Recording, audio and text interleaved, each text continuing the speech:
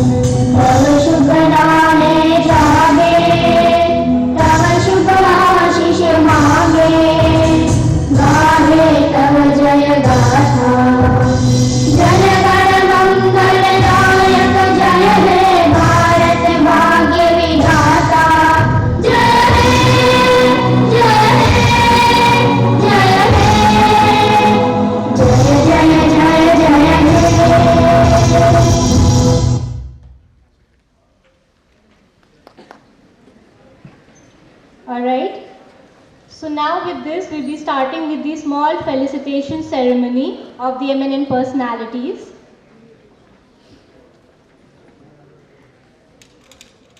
In order to felicitate these personalities, I would request Dr. Ashish Mittal to come forward and felicitate these dignitaries. First, I would like to invite on stage Mr. Gopal Ji Saini. A big clap for Mr. Gopal Ji Saini. He is the president of Rajasthan Athlete Association. Dignitary Mr. Gopal Ji Saini.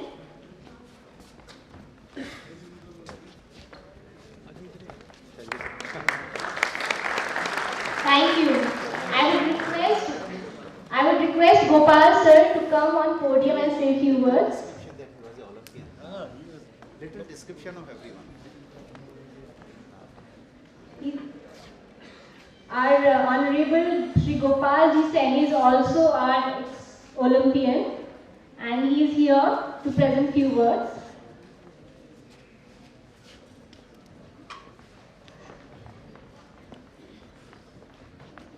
आज के समारोह के मुख्य अतिथि आदरणीय भंडारी साहब, गुरुदेव भार्गव साहब, आयोजन सचिव भाई आशीष जी मित्तल, मीना साहब, चौहान साहब, सैन साहब और तेनेजा साहब और देश के विभिन्न भागों से आए समस्त डॉक्टर गण, विद्यार्थी साथियों, खिलाड़ियों, सबसे पहले तो मुझे क्या है, खुशी भी है और मुझे दुख भी है। अगर ये आशीष जी अगर 45 साल पहले होते तो मैं ओलंपिक में गोल्ड मेडल जीत लेता। मतलब जो 40 साल पहले जो रिकॉर्ड बनाया था और रिकॉर्ड अभी तक चल रहा है, लेकिन वो क्या है कि वो जो रिकॉर्ड बनाया वो ऐसी परिस्थितियों में बनाया कि न तो हमें कोई स्पोर्ट्स मेडिसिन में मोटिवेट करने वाला था, न हमारे शरीर में क्या कमियां चल रही थी। बस वो दूध केला खा के हम लोग दौड़ते रहे और सड़कों पे जितनी भी जयपुर की चारों तरफ की सड़कें हैं, रोड रोलर की तरह उन सड़कों को हमने कूद दिया और अपनी सारी जो भी एनर्जी थी उस सड़क टोंक रोड पे, अपने आमेर रोड पे, अपने आगरा रोड पे, अजमेर रोड, ये चारों साइड की जो सड़कें हैं इन पे दौड़ दौड़ के हम लोगों ने अपना एथलेटिक्स का कैरियर चालू किया। लेकिन अगर यही चीज़ अगर उस टाइम पे होते, अगर ये स्पोर्ट्स मेडिसिन इतनी एडवांस होती तो हो सकता था कि मैं, चूँकि 8:30 का रिकॉर्ड 40 साल से भी मेरे नाम से चल रहा है, अगर ये थोड़ी सी गाइडेंस मिल जाती, बॉडी में किस चीज़ की कमी चल रही है, क्या मुझे करना चाहिए। अभी आप इंड्योरेंस पे कर रहे हैं, इंड्योरेंस का एथलेटिक्स में बहुत बड़ा रोल है, हर स्पोर्ट्स में क्या बड़ा रोल है इंड्योरेंस का। जैसे अभी मैराथन का आजकल चल रहा है, हर आदमी कह रहा है कि साहब मैंने मैराथन दौड़ ली महीने में दो, लेकिन उनको यही पता नहीं कि मैराथन कितने महीने में कितनी बार दौड़नी चाहिए। एक वर्ल्ड क्लास मैराथन दौड़ने के बाद में 3 महीने की कम से कम एक खिलाड़ी को रिकवरी होना चाहिए, तब वो अच्छी एक वर्ल्ड क्लास मैराथन दौड़ेगा। तो ये सब चीज़ें अगर बारीकी से अगर किसी खिलाड़ी को या ट्रेनर को पता हो तो अपने खिलाड़ी पे क्या है कि उसको आजमाए और वो खिलाड़ी एक अच्छी परफॉर्मेंस दे सकता है। लेकिन अब चूँकि अब जैसे क्या लकीर को पीटने से कोई फ़ायदा नहीं, या वो समय हमारा निकल गया। लेकिन मुझे बड़ी खुशी है कि अब हमारे जो भी नए खिलाड़ी आएंगे उनके लिए आशीष मित्तल साहब और उनकी जैसी जो टीम है वो बहुत अच्छा खेल के माध्यम से करेंगी। अब मैं चूँकि मुझे कहा फ्यू वर्ड ही बोलना है, तो मैं क्या है कि अभी बोलना तो बहुत कुछ चाहता हूँ, लेकिन मुझे इसकी मर्यादा भी ध्यान रखनी पड़ेगी। अभी करीब 10 दिन पहले की बात बता रहा हूँ। मैं बड़ा अपने आप को धुरंधर समझता था कि भाई मैं तो बड़ा फिट हूँ, अभी 8 किलोमीटर जॉगिंग करता हूँ, 1 घंटा कसरत करता हूँ। ऐसा ही हुआ 10 दिन पहले। मैं सेंट्रल पार्क में 8 किलोमीटर जॉगिंग करके गया, 1 घंटा स्ट्रेचिंग एक्सरसाइज करी, करीब 2 घंटे का मेरा शेड्यूल रहा। मैं घर जाके मैंने अखबार पढ़ा, चाय पी, तो जब मैं उठा तो क्या मेरा ये बाई साइड का घुटना थोड़ा भारी भारी से हुआ। मैंने अरे क्या हुआ, हमने जैसे खिलाड़ी ऐसे 2-4 झटके उठके मारते हैं, हाँ मतलब हनाड़ी पड़ने से, वो मैंने 2-4 झटके उठ के मारा और मैं पूजा पाठ करके कहीं चला गया। तो जिस जगह पे मैं गया उसके बाद में मेरे इस घुटने में बड़ा तेज दर्द हुआ और मुझे उस बिल्डिंग से नीचे आने में भी मेरे क्या पसीने आ गए।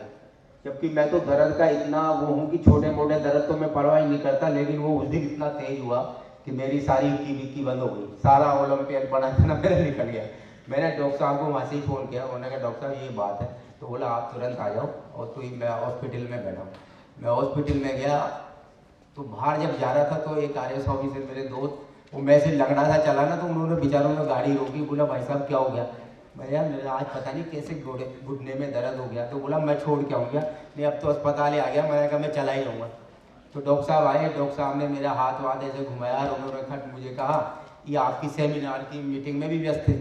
इनमें से मेरे को देखा, देख के हाथ वाथ घुमा के, और इन्होंने कहा आप तो मेडिसिन लेते हो नहीं। मैंने कहा दर्द होगा तो लूँगा। तो एक तो मेरे को इन्होंने मेडिसिन का पत्ता दिया, पैरासीटामोल था वो मैंने लिया, और फिर एक इन्होंने कहा थोड़ा बर्फ़ का सेक करो, और एक क्या है बोला थोड़ा 2 दिन रेस्ट करो, और एक इन्होंने मतलब स्प्रे करने का दिया, वो मैंने लेके मैं घर चला गया। तो मेरे घर वाले बड़े परेशान हो गए, भाई मैं ऐसा सारे दिन सोता रहा, जो आदमी सारे दिन घूमता रहे, और कभी ऐसा हुआ ही नहीं। मतलब मैं 14 साल नेशनल चैंपियन रहा, कभी दर्द ही नहीं हुआ बॉडी में, लेकिन वो होते ही। लेकिन क्या हुआ कि मैं शाम तक बिल्कुल रिकवर होने लगा, और रात सुबह तक मैं थोड़ा ठीक हो गया। मुझे दूसरे दिन एक शादी में जाना था, घर वाले बोले अलवर में आपको शादी में नहीं जाने देंगे, घुटने में दर्द हो गया। लेकिन मैं घर वालों की काम मानूँ, मैं गाड़ी उठाई, पूजा में बैठ के मैं अलवर चला गया। रात को शादी अटेंड करके जो ट्रेन आ रही थी उससे वापस आ गया, और मतलब मैं 2 दिन में ही ऐसा हो गया कि मैं चलने फिरने लग गया। दवाई की उन्होंने लिए कहा था, जो मैंने 1.5 दिन ही दवाई ली, बर्फ़ का सेक 2-3 दिन किया, और वो मेरा घुटना बड़ा शानदार हो गया, और मैं 3-4 दिन से वापस जॉगिंग कर रहा हूँ। तो मेरा कहने का मतलब ये है कि जैसे डॉक्टर साहब मान लो दवाई में देखे, ऐसे मेरे झूठा साझा झाड़ू पोछा भी लगा देते ना, ऐसे जैसे आजकल लगाते बाबा लोग, तो मैं क्या इनको बहुत बड़ा बाबा मान लेता और इनकी पूजा करने लग जाता। तो डॉक्टर का रोल इतना बड़ा, मतलब स्पोर्ट्स में खिलाड़ी के लिए बहुत बड़ा रोल है। अगर ये इन्हीं की जगह कोई और होता तो हो सकता मुझे कंफ्यूज कर देता, मेरे एक्सरा खींचता, मेरे MRI होते, पता नहीं क्या क्या होता, क्या क्या टेस्ट होते, और मैं क्या कंफ्यूज हो जाता, बड़ा टेंशन में आ जाता। लेकिन इनको देखने से मुझे ऐसा लगा कि इन्होंने मुझे देखते मेरी बीमारी पहचानी, और मुझे इस तरह से गाइड करके मुझे सुलटा दिया, और मैं ठीक हो गया। तो बंधुओं मेरा ये जो घटने का जो मैं आपको जो उपचार बता रहा था, वो मैं इसलिए बता रहा हूँ कि आप लोगों का ज़िंदगी में बहुत बड़ा रोल है। आप लोग क्या है कि आप अदरवाइज मत लेना कि, लेकिन क्या है कि हमें पैसे के साथ नहीं भागना।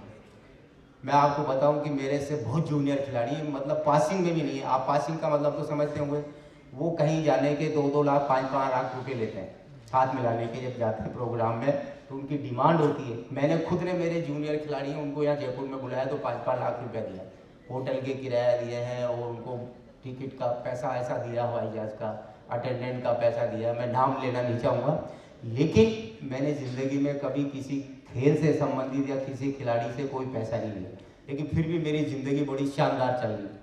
मेरे को जो बैंक ने पैसा दिया इससे मैं बहुत खुश हूँ।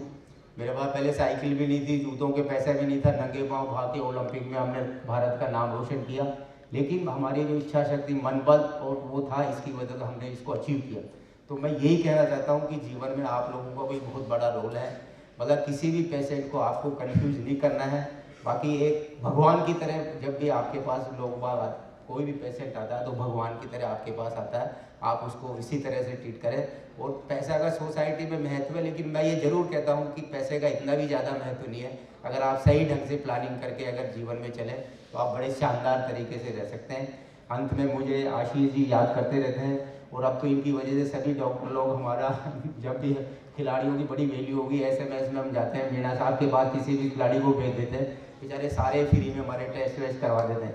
भंडारी साहब सेंट्रल पार्क में भी मुझे मिलते हैं, हम लोग एक्सरसाइज जब करवाता हूँ तो मतलब हम लोगों की भी क्या आपकी वजह से पूछ होने लगी, नहीं तो पहले कोई हमें जानता ही नहीं। सेमिनार नहीं होती तो हमें कोई जानता नहीं था यार कौन सा गोपाल सैनी, कौन सा फलाना टीका, हम ऐसे घूम फिर के अस्पतालों में चक्कर लगाते रहते थे। लेकिन आपकी सेमिनार की वजह से हम लोगों की भी पहचान बनी है और आप लोग इसी तरह से हमें मान सम्मान देते रहते हैं। इसके लिए मैं आपका बहुत बहुत हृदय से आभार, और मैं आशा करता हूँ कि इसी तरह से आपका स्नेह, आपका आशीर्वाद हमारे खिलाड़ियों के ऊपर और हमारे युवाओं के ऊपर बना रहेगा।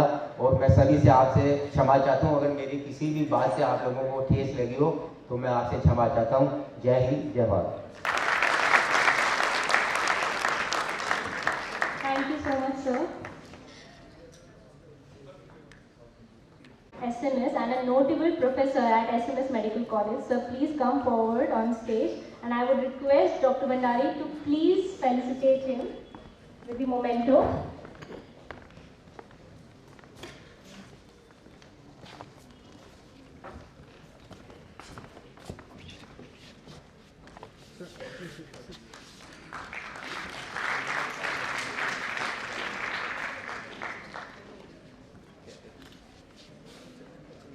वो लगा के गई एक लड़की थी, सबको लगा दी। Alright, next I would like to invite Dr. Anurag Sharma to come on stage, please. He is the Secretary of NPS Society. Sir, please come forward, and I would request Dr. Bhandari to honor him with the memento.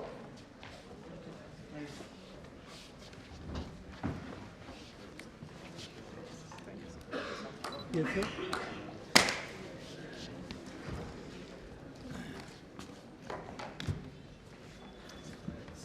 नीचे चलना पड़ेगा।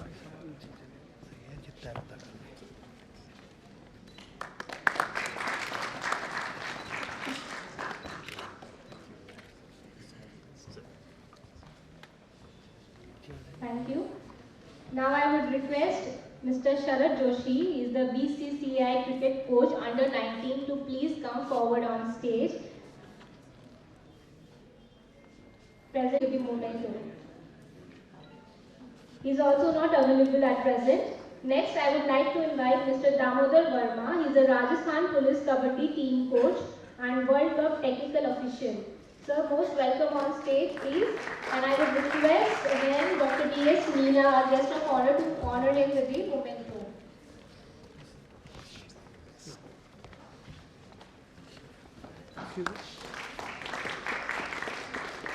Now I would like to invite Mr. Riaz Ahmed. He is a tennis coach, currently India #1 in 30 plus age category. Mr. Riaz Ahmed, please come forward, and I would request Dr. Rakesh Bhargav to honor him with the memento.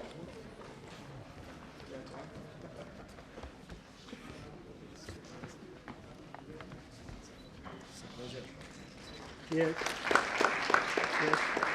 Now I would request Mr. Sanjeev Kumar, the President of Jaipur Runner Club and Director General, Revenue Intelligence, and also a very eminent marathon runner, to come forward on stage.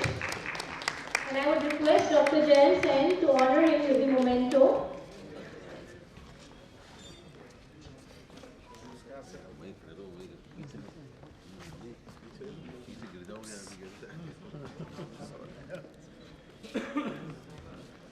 Yes, sir. Now I would like to invite Mr. Mukesh Mishra. He is the CEO of AU Jaipur Marathon. He is also the founder member of Jaipur Runners Club. So most welcome on stage. I would request Dr. Jayant Sen again to do the honor.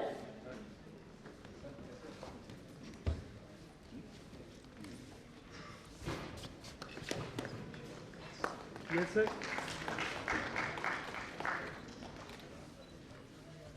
Now I would like to call Miss Mamta Kumari. She is a gold medalist, Kabaddi South Asian Games 2019. Ma'am, please come forward on stage. I would request Dr. Girish Chauhan, please do the honor of felicitating her with the memento.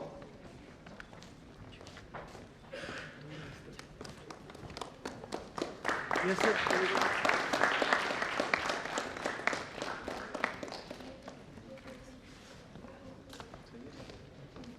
Next, I would like to call on stage Mr. Raju Lal Jhaka, the Kabaddi gold medalist. Sir, please come forward on stage. And I would request Dr. Dhruv Taneja to come forward and honor Sir with the memento.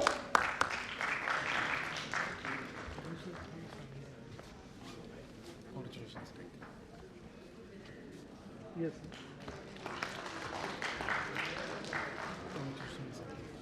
Now I would like to call Ms. Priya Singh. She is the first female bodybuilder of Rajasthan and also crowned as Miss Rajasthan. Ma'am, please come forward. And I would request Dr. Bhandari, our Honorable Chief Guest, to do the honor.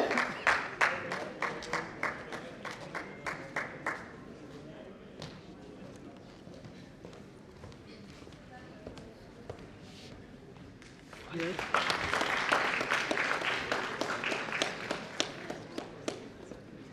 Now I would like to call Mr. Nawab Khan. He is a renowned amputee runner and a motivational speaker plus teacher.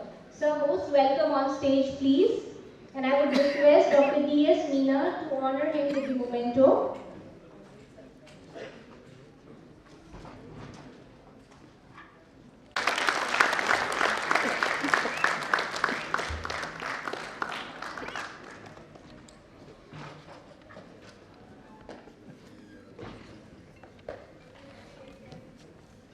Now I would request Mr. Atisha Jain, he is the Director of Golden Divine, to come forward, please.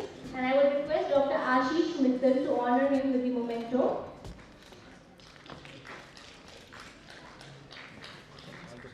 Thank you so much, sir.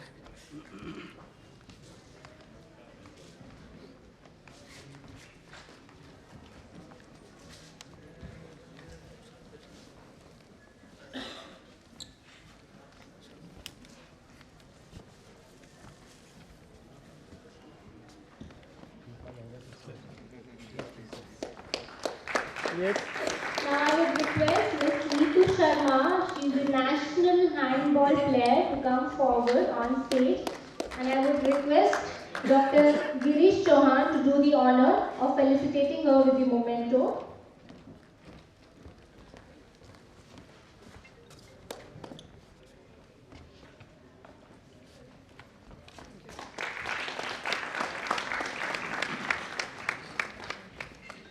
Now I would request Mr. Nikhil Kumar to come forward on stage. He is a squash player and coach national level.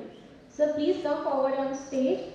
And I would request Dr. Rakesh Bhargav to do the honor.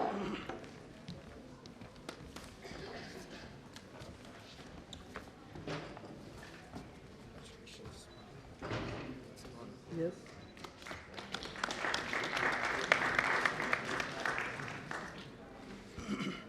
Now I would request Dr. Brij Mohan Munjal, as he has been awarded as the Employee of the Year of the Royal Orthopedic Hospital and Sports Injury Center, to come forward on the stage. And I would request our Honorable Chief Guest, Dr. Sudhir Bhandari, to do the honor of felicitating him.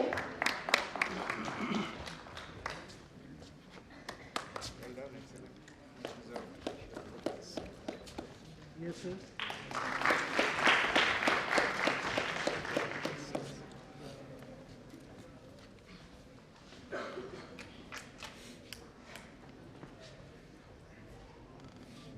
I'd like to invite Mr. Sachin Tawar to come forward on stage, please.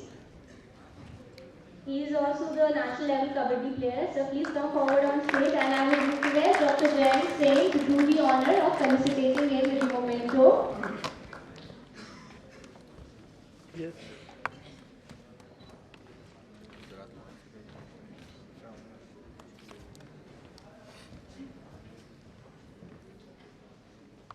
Now, I would like to announce few excellence awards. The first award is Educational Excellence Award, that goes to Mahatma Gandhi Physiotherapy College. And for that, I would like to invite Dr. Salim Akhtar Naqvi to come forward on stage and take the trophy. And I would request our Honorable Chief Guest, Dr. Sudhir Bhandari, to please do the honor.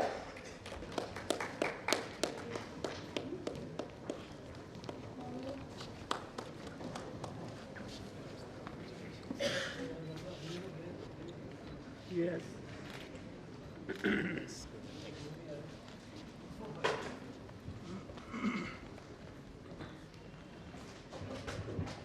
Goes to Scientific Research Excellence Award that goes to NDJU University. And for that, I would request Dr. Mali Ram to please come forward. I would request Dr. D.S. Meena to do the honor of felicitating him.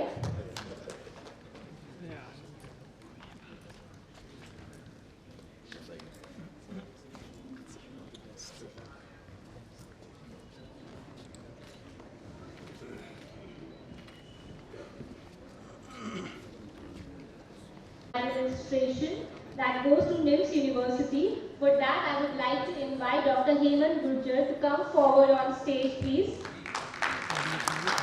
And I would request Dr. Sudhir Bhandari to do the honor.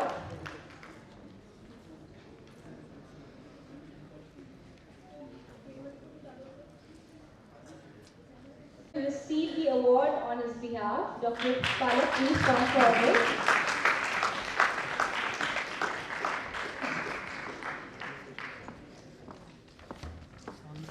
Ma'am सामने चलिए.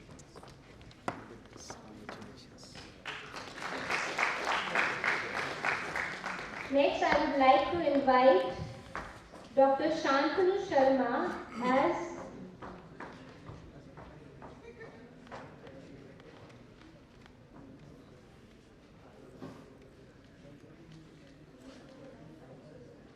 Next award goes to the Scholar Excellence Award, that is UEM. For that, I would like to invite Dr. Shantanu Sharma. Please come forward on stage.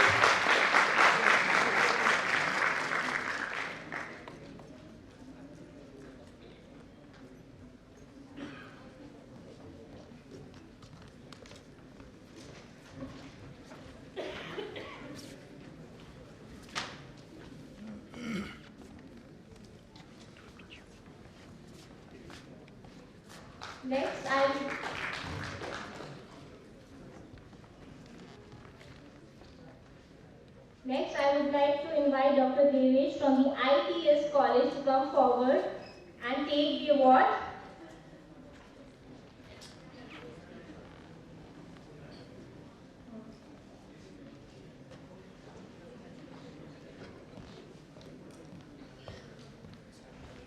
A big clap for the ITS Paramedical College.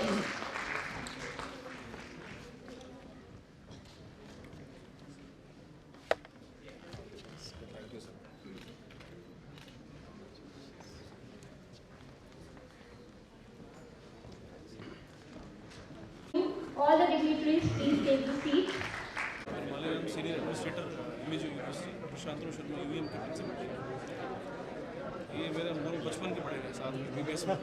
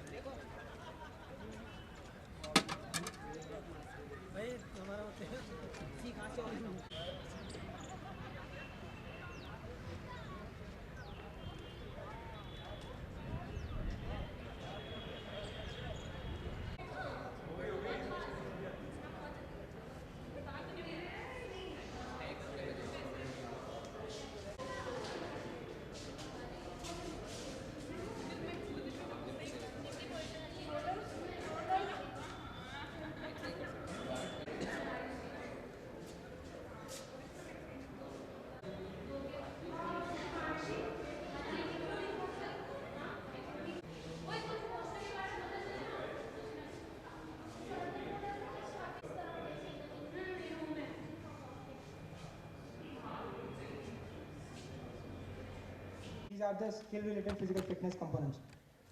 Now, what is the significance of the studies? Now, the schools are the same, whereas in urban life, students prioritize education in comparison with the physical fitness. Moreover, the curriculum in the various schools either does not have more physical fitness, more time for physical fitness, and based on these objectives, this present study determined to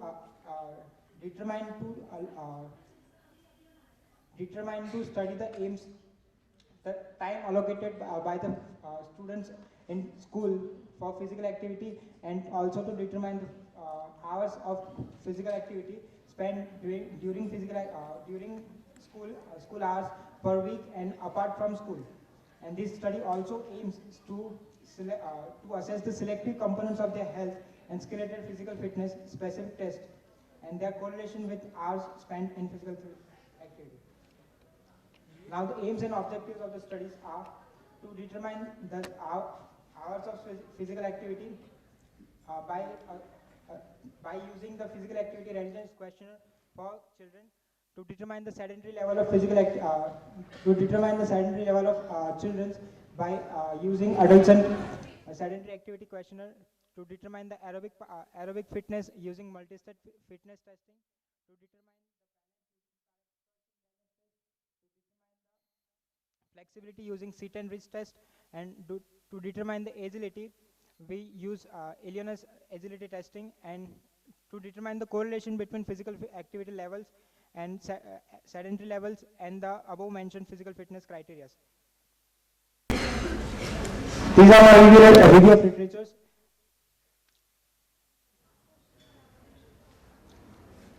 It was a cross-sectional study comprising of 157 students. It was a purposive sampling, and samples were collected from the English medium CBSE schools, and the study duration lasts 1 year. The inclusion criteria are 6 to 9 standard students, 12 to 15 years of students, and both the genders were included, whereas in exclusion criteria are any musculoskeletal injury or of lower limb within 6 months, any previous cardiovascular injuries, and children refrain from physical activity due to any medical grounds.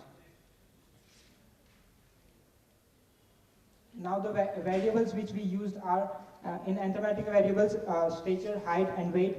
Physical fitness variables are BMI, multi-state fitness testing, balance, endurance, agility and flexibility. And the questionnaires which are used are physical activity readiness questionnaire and adolescent sedentary activity questionnaire. All the principals were approached to conduct the study, and they were explained about the study, and then the students were explained about the study, and they were asked to fill the consent form and the self-administered readiness questionnaire, and the instruction related to all the tests which are explained and demonstrated by us, and then they were asked to perform. And the sequence of tests which are done are in day 1, height, weight measurements, sit and reach test, and star excursion balance test were done. And in day 2, Illinois agility testing, multi-stage fitness testing, physical activity readiness questionnaire, and adolescent sedentary activity questionnaire were done. Now the results shows that the BMI categories of normal individual, BMI of students of normal BMI categories were 48.41%, whereas underweight were 41% and overweight were 8.9%. We performed the we performed the agility, flexibility, balance, and VO2 max, and compared it with BMI within group and between groups, and we found a significant difference in agility. So we performed the post hoc analysis, and we found that underweight and overweight. So we found significant difference between underweight and overweight, that is 0.003, and between normal and overweight, that is 0.001.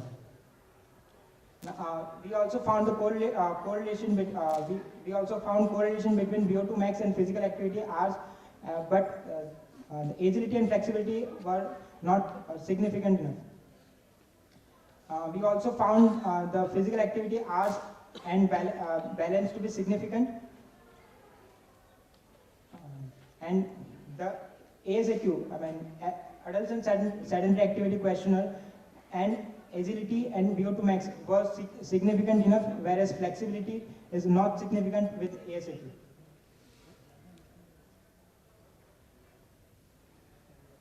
These are the points which we discussed earlier.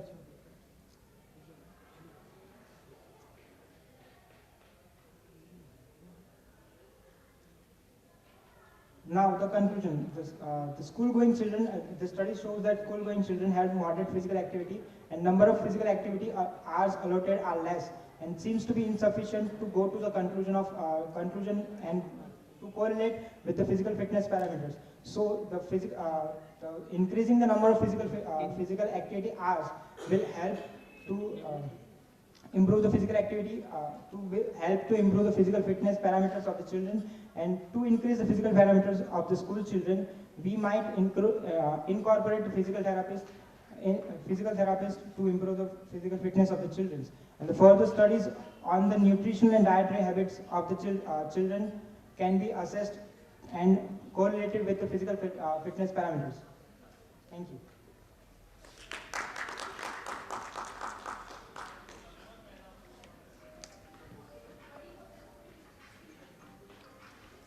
Now with this, we are resuming our keynote session.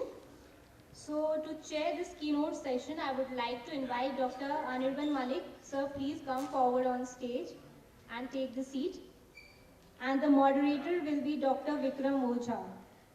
Sir, again, we request you to come on stage and take the seat, please.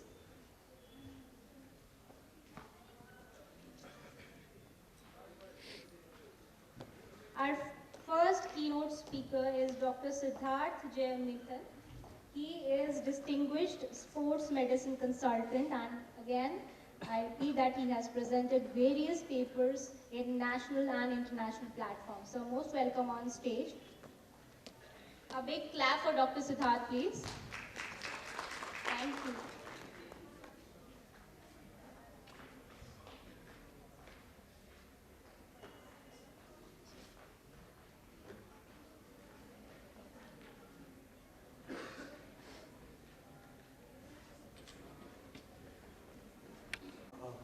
Good afternoon. Unfortunately, I have the first talk immediately after a very good lunch. So I can promise one thing, either you will learn something or you will sleep. So we'll at least have some good time here. The topic which was given to me was about not all ankle injuries are ankle sprains. Now, this is a very diverse topic, and it's very easy, to tell me that I can list out the differential diagnosis, and I can explain everything about, different, how do you examine. These are all things which you can get in the textbook. So I thought I'll take a little bit different approach. I'll take a case in which I got a case and how I went about it, and I came to a diagnosis and what was that diagnosis. So with that, it will be much more interesting and much more interactive so that you learn something new also. So this is basically a differential diagnosis. This should have been the final slide actually. So I thought let this be the first slide so that you get an idea as to what I'm speaking about. So basically, when you get an ankle injury, you have to consider that it could be either a muscle injury, a tendon injury, a ligament injury, or it could be a bone injury, or it could involve the nerve. Seeing all this itself, now itself you're a little bit confused thinking that, oh God, so many are there, and I've been only thinking ankle sprains. This is what usually happens. We always think when there is an ankle injury, the first thing is ankle sprain, and usual diagnosis grade 2 ankle sprain. I've noticed this quite a bit. So you have to consider other areas. It could be a calf, it could be also tibiofibular ligament sprain, high ankle sprain. It can be a stress fracture, it could be a tibial nerve compression, so it could be anything. So you have to always consider the possibility. So now coming to my case, basically I had a 22-year-old female sprinter. So she twisted her ankle and had a fall while training, and it was a typical ankle inversion injury. She was very adamant that she twisted her ankle and she slipped and fell. Now, she was not able to bear weight immediately, so she went to a local hospital. This is what usually athletes do, when they get injured, they don't come to you directly. Most of the time, they go to a local hospital. They took an X-ray, and it was within normal limits. Diagnosed as ankle sprain, they said no fractures. So the treatment, as usual, was given was rest, NSAID, scrap bandage. This was what was given initially. And this was the X-ray which was taken, and you see there's no fractures, it's almost a normal X-ray. Now, the problem was that she was a college-going student, so she did not have rest as much as what was the recommendation. She instead she was having a practical exam, she was moving around and everything. Now what happened is that after 4 weeks, the pain did not disappear. It was there still. So she went to a local orthopedician and they repeated the X-ray within normal limit. And the next thing what they did is that she kept on complaining, saying that I twisted my ankle, it could be a big tear, something and all. She got frightened quite a bit. And so the orthopedician, what they did is that they did an MRI. An MRI, the radiologist had diagnosed it as grade 2 ankle sprain. When she came to me, she didn't have the MRI with me. She just had a report which said that grade 2 ankle sprain, that's it. Rest all was normal. Same thing again was given, rest, NSID crepe bandage, and they started her on some exercises also, ankle ROM exercises was given something. And they told that you wait for at least 1 week. If it doesn't reduce, we'll think about some intervention, injections or something like that. 2 weeks she had rest and pain still persisted. That is when she came to me. So basically it's been 6 weeks from the time of injury. And this is what usually we get cases when usually after 4 weeks or 6 weeks. Immediate injury is quite rare. Usually orthopedicians or, if you are in the hospital, they come directly to you. That is time. Usually you get it. Maybe in NIS you will get it much more faster. But for me, like a person who consults in a hospital or in a center, they come only after 4 weeks or 6 weeks. It becomes a little bit chronic. Now, she told me the same history, all of this. And my diagnosis at this time, just by history, was I was just thinking of these three alone at that time. A chronic ankle sprain, which was the most common thing which you will think of. It's been 6 weeks. High ankle sprain, because it's been persistent. A tendinopathy or tears, muscle tear or ligaments tear. That was what my idea at that time. So this is what, just by history, what I was saying, because she kept on telling, she twisted her ankle, she fell, and then she couldn't walk. So I was thinking only ankle. Naturally, that orthopedician also, I don't blame him in any way, because he naturally will also think only ankle. Because the way she was explaining herself was only ankle. Now what I did next is an examination, a thorough examination. What I found was that there was a mild swelling on the lateral aspect of the ankle, including the lateral aspect of the foot. That's quite important, is that you have to examine the foot also. Usually we examine only the ankle, we see a swelling, okay, ankle swelling, ankle sprain. We check the gait. I always make them walk a few steps at least to see how they walk. And it was an antalgic type of gait, but it was not very prominent. But you can see that she was not, full loading was not there. There was a quickening of pace in movement. And this was very interesting to see. Single leg, I always make, if you have an ankle injury, once it's been a little bit longer, I always make them do single leg weight bearing. This is quite important because it's a very easy test to do, and you can know whether there is an actual symptom on that leg, whether it is able to take up the pain or not. And she was not at all able to. 6 weeks it's been. She's been walking somewhat okay. She says that she can walk, but she cannot climb stairs, nothing. And it is painful. So immediately my diagnosis changed a little bit. I was like thinking, okay, there's something wrong now. I started palpating. Usually bones, I palpate 5 areas always. Medial malleolus, lateral malleolus, cuboid, navicular, and fifth metatarsal. This is one easy way to manage always. Palpation of bones. I always make sure I palpate always all of these bones.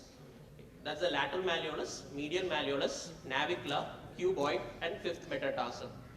If you palpate all these 5 bones, you know that the bones are safe. Usually, and you have to understand also, there is the Ottawa ankle rule. If you cannot take more than 3 steps, you have to assess that you should think about fracture. She could not take 3 steps in a single leg, she cannot hold. So that itself tells me that there must be something wrong with the bone also. And when I palpate the cuboid, it was very tender. And all the special tests, for the ligament was all negative. The anterior drawer test, the talar tilt test, all were negative. So now, with examination, my diagnosis has changed totally. It's either for me a cuboid fracture or a stress fracture or a cuboid syndrome, which is a little bit common, which is seen in athletes usually. Now, for investigation, I repeated the test just to see whether, if anything, I missed out in the X-ray. I wanted the focus on the foot, X-ray foot, which was within normal limits. I couldn't see anything. But then what I did for my MRI, I asked for MRI of the left ankle with foot with CT correlation. And I said that specifically, I want you to focus on the cuboid. Just focus on the cuboid. Now with the cuboid, what you see, this is a T1 weighted image. You can see clearly over here, there is a small hypo-intense signal at the infralateral aspect of the cuboid bone. So that told me immediately that something is wrong, and the T2 weighted image confirmed it for me. This was totally missed in the old MRI, and I don't know whether it was there in the old MRI because I never saw the film. She didn't have the film with her, she just had a report. So I don't know whether it was missed out or whether it was there or not. But in this MRI, when I took the MRI, immediately I could see that there was a very hyper intense signal on the infralateral aspect of the cuboid bone.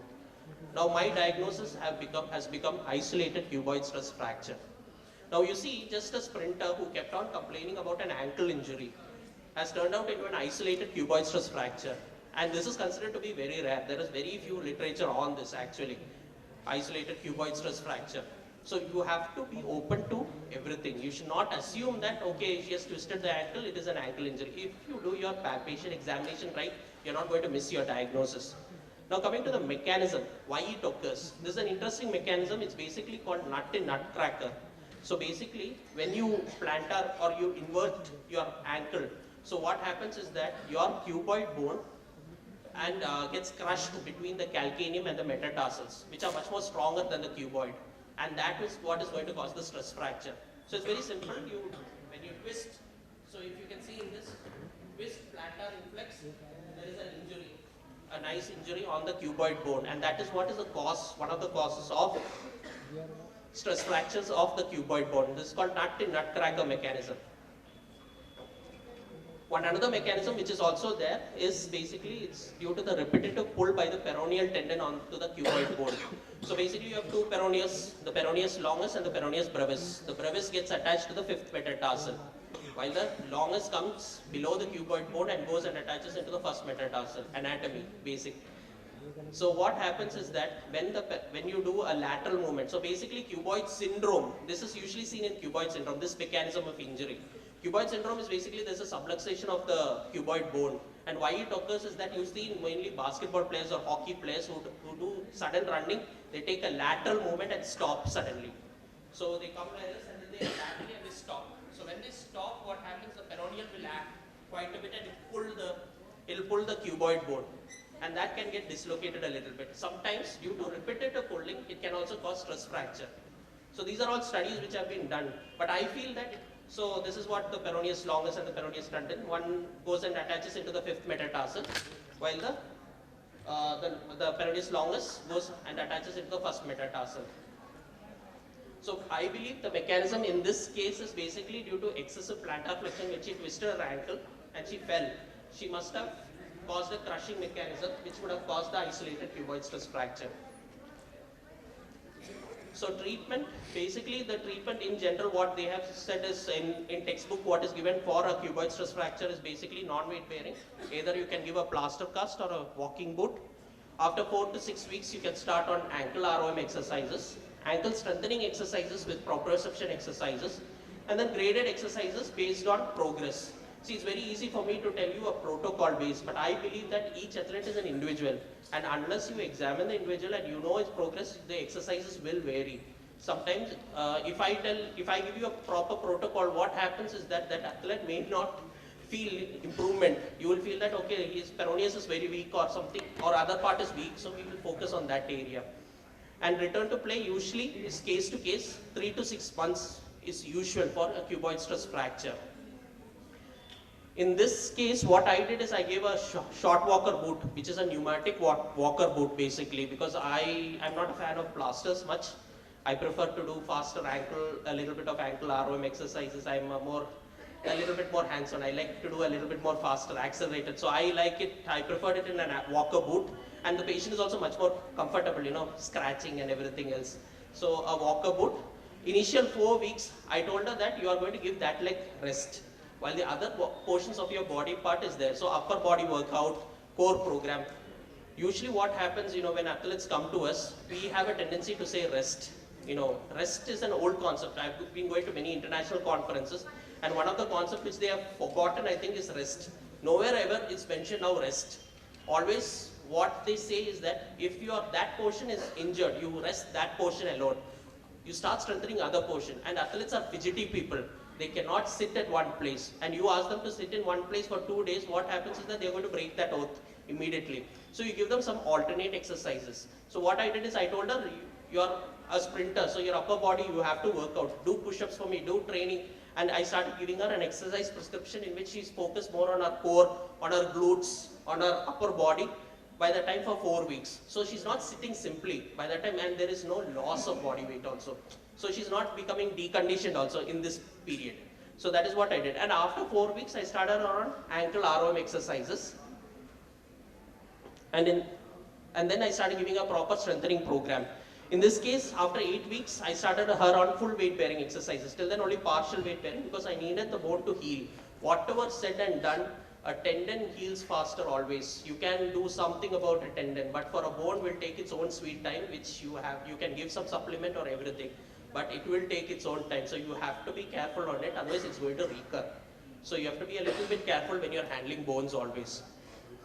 Plyometric and explosive exercises I started after 3 months based on her progress because she was not doing very well as how I wanted it. But after 3 months she was able to do properly and I went into that. Return to full play she was achieved by 4 months and that is quite good considering for her condition how she came to me. Now these are all the literature reviews which are available, on isolated cuboid stress fractures. Basically case reports on isolated cuboid stress fracture because it's a very rare entity. So that's why I thought I will tell you so that you guys can understand that ankle sprains, you can just take the textbook and read about it, what is the management, what is cryotherapy and everything. It's very easy to do it. But when you see some cases, that is when it matters. That's why I chose such a topic. So basically, there are numerous studies. In my case, the female was 22 years. She was a sprinter. I saw her only after 6 weeks, and that is what initially, if you see the first few studies alone, it's 1 week. But otherwise, everybody is after 1 month only they see the case. So when they come to them, it's almost 1 month, 4 weeks to 6 weeks usual. Diagnostic, now it's MRI. Before it was bone scintigraphy, now it's MRI usually. Technetium-99 is one way to also assess if you are into nuclear medicine, nuclear scans. Technetium-99 scan can also diagnose a stress fracture too. Treatment, in most cases, they have given a plaster cast, not wearing. I gave a walker boot, pneumatic walker boot, because I feel that is much more better and faster also. So to summarize, basically there's one line which I like a lot is the eyes don't see what the mind doesn't know. This usually my professor kept on telling me, when, ragging during Viva and everything, you don't know anything. So he used to say what the eyes don't see, the mind doesn't know. So unless you know what you are looking for, your eyes will never see it. So you have been seeing only ankle. Unless you know that there is a condition called isolated cuboid stress, you will never see it. So you should know that there are other diagnoses out there. Usually I tell that if you do a basic proper examination, you will never miss out anything. When you hurry up your examination, you are going to miss out things. Say for example, this patient kept on telling me ankle injury, she was ankle twist. She came to me, first thing line she told me, I asked her what's your problem? She told me I have got a grade 2 ankle sprain. This is how she told me before itself, history itself. Naturally when somebody tells you like that as a diagnosis, immediately your brain also gets attuned to that. So you should be open to that. You should ask her what exactly happened, how she injured, and do a proper examination of palpation, inspection, palpation, examination and special tests. You won't miss your diagnosis. MRI is not the answer always. Radiologists are also normal people. They can also miss things. So you should also know how to read an MRI. I would request all the sports medicine and the orthopedicians. Orthopedicians already know, sports medicine guys who are doing their PG right now. You should know how to read an MRI. And that matters quite a bit. In this case, isolated cuboid stress fracture was a very rare case. So one thing which I would always say is that rest for the injured body, or injured region, not the whole body. Whole body doesn't require rest, so you can give some other exercises involved. Exercise prescription is the most important thing. That's your weapon, and with that you can develop the athlete also quite a bit. And they are also happy to listen that you are giving them some other exercises also. This full article is already published. I published this published in a PubMed journal, so it's available. And if you want to know more about it, I've written much more detail. It is there in that article. So this is my journal in my article which is written. So if you've got any questions, I thought I'd make it short and sweet, and go in detail quite a bit. Thank you.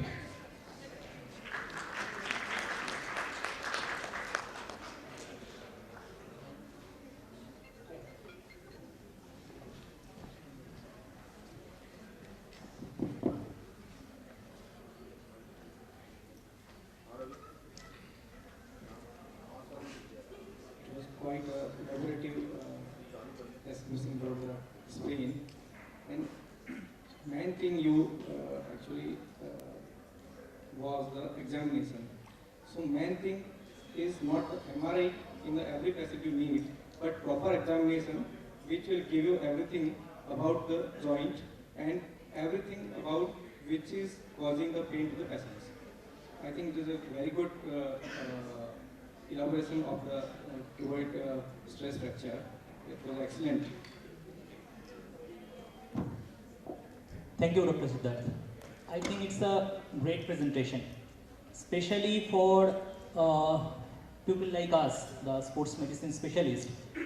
Ankle sprain is the bread and butter like us, who are dealing with the athletes day in and day out.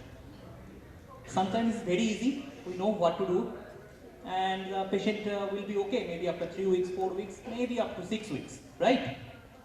But these things may also happen. We call it a problem ankle. If your symptom persists even after 4 to 6 weeks, there must be something wrong. It cannot be a simple isolated ankle sprain. So keep it in mind always. It's a very important presentation and it's a great presentation. Thank you. Thank you.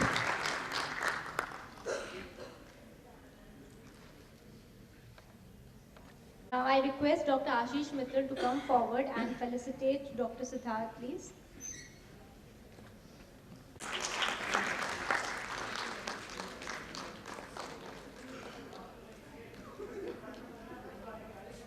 Thank you, sir.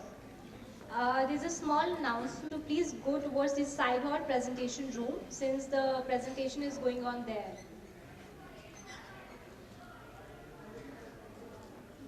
Now our next renowned keynote speaker is our respected Dr. Jayant Sen. He is the Secretary of Jaipur Orthopedic Society and also former Secretary ROSA. He is presently the Honorable Consultant at SDMH Hospital. Sir, most welcome on stage, please. With the excellent lecture that Dr. Siddharth presented, most of you are awake.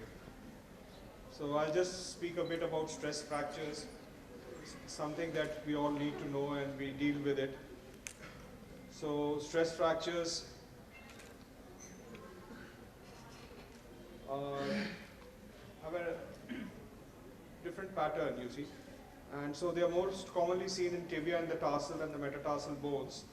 But we should also remember that 1 in 6 is a bilateral case. So in the older patients, you would see a femoral or a tarsal stress fracture, whereas in the younger patients, you would see it in the tibia or the fibula. Other risk factors for recurrent stress fractures in athletes, and they are the high longitudinal arch, some leg length inequality, excessive forefoot varus, and in 40% females, menstrual irregularity. Also, in 70% of the men, it's more likely to be tibia and fibula, and in 50% of the women, it's more likely to be in the foot and the ankle.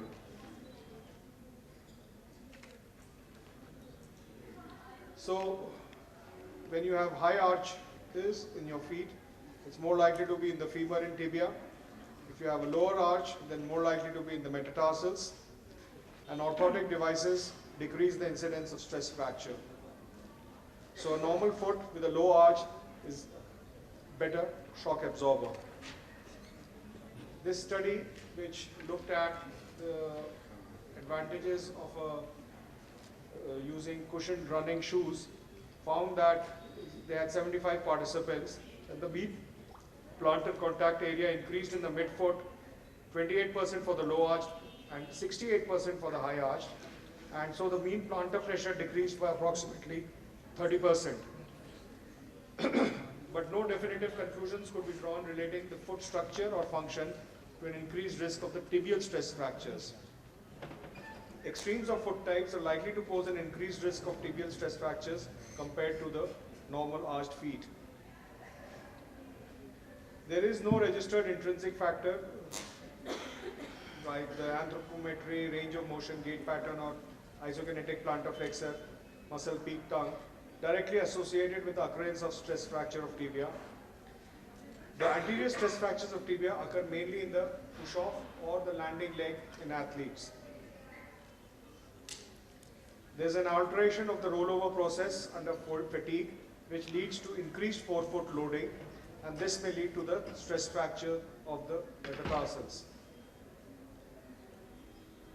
Another study from Australia, a prospective 12-month study in athletes, and they found that 20 athletes sustained 26 stress fractures for an overall incidence of 21%.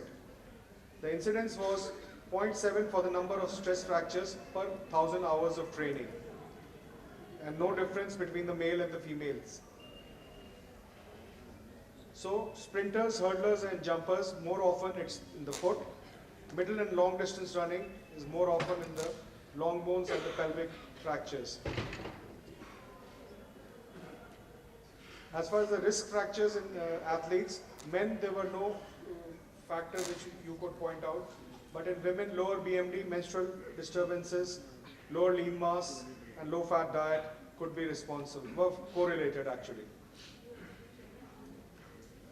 So again another study with the same kind of results.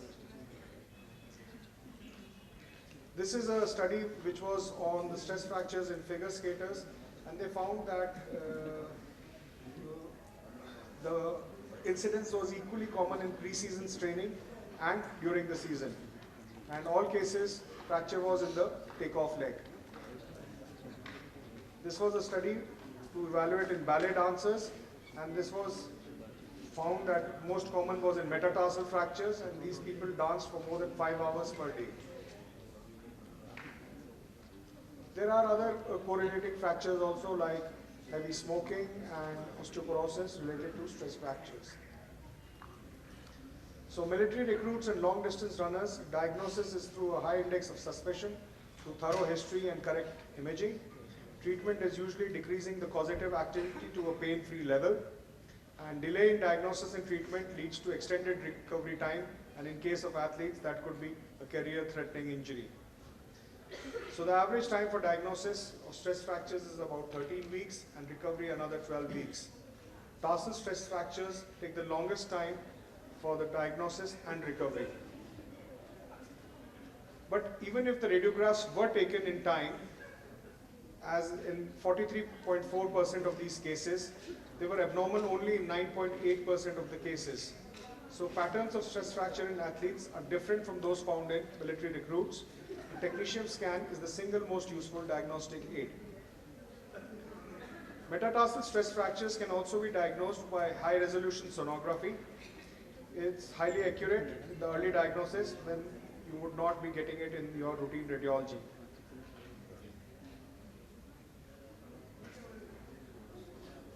And so this study again looked at whether the sensitivity and specificity of ultrasonography for the early diagnosis. They found that it had an 83% sensitivity and 76% specificity. This is the grading of the stress fracture, and I would like to look at the second row. So depending on the MRI findings, whether it is a periosteal edema or there is a bone marrow edema with a T2 change, or a bone marrow edema with T1 and T2 or a fracture line, you could grade them from 1 to 4. So high and risk, low and high risk, propensity to heal without complication. That's how you define the stress fractures. Low risk fractures, you can treat them by activity modification. High risk stress fractures need aggressive intervention. So what are the high risk stress fractures? They are the stress fractures of the neck of femur, anterior tibia, proximal fifth metatarsal, tarsal navicular, and they usually require a surgical fixation as they have a high risk of recurrence. So to summarize, high-risk fractures may require surgery, and non-invasive treatment such as pulsed ultrasound and extracorporeal shockwave therapy can give some benefit. Another study which shares the same findings as before. So non-operative strategies are employed based on the duration of symptoms, type of fracture and the patient factors. Operative management has proven superior in high-risk types, as we already discussed. The use of pneumatic leg brace seems to help in early recovery, and so while the traditional group, you would require a plaster and they would return to light activity in 3 weeks. With the pneumatic brace, you could be back in about a week's time. So low risk stress fractures causes are multifactorial repetitive physical forces, diagnosed as you already discussed through his history and physical examination and radiographs, and usually restriction of activity is the treatment. High risk stress fractures are multifactorial, they have an insidious onset, they can progress to complete fractures, and they require aggressive surgical treatment. Thank you.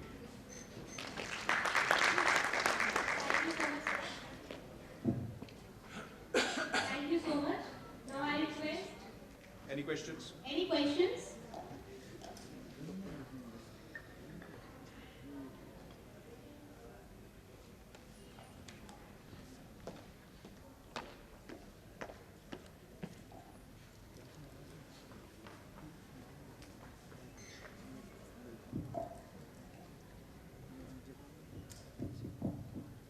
Sir? Yeah. Sir, as you said that there are no risk factors associated with the male athletes. In female athletes, you did describe like 3 to 4 risk factors. Yes. You said that there are no risk factors associated with male athletes. So, what about like if they have a low energy availability, will that predispose them to having? Sorry, low what? Low what? Like low energy availability, low energy availability. Like if their calorie intake, there's a calorie deficit is less, will that predispose them to stress fracture? Yeah, so what I was quoting was a study which had been done there, and when they had studied all the various factors, they did not find any correlation. So these are not my findings, these are summarization of your publications in literature, right? So maybe we can do another study and you can look at those factors that if you could correlate something with a male athlete. There was a study on energy deficit in sports, that is paper record, wherein there was a correlation with this. Okay, good. So I'm not aware of that, but I'm glad to know that you can find a paper for that. Okay, thank you. Thank you so much, sir. So please remain there on the stage, I request you. And I request Dr. Ashish Mittal to come forward and felicitate Dr. Jayan, sir. It's an humble request to all the audience to please do not talk at the back, because there are a lot of ear disturbance that is going on during the presentation. I request again to all the students who are sitting at the back.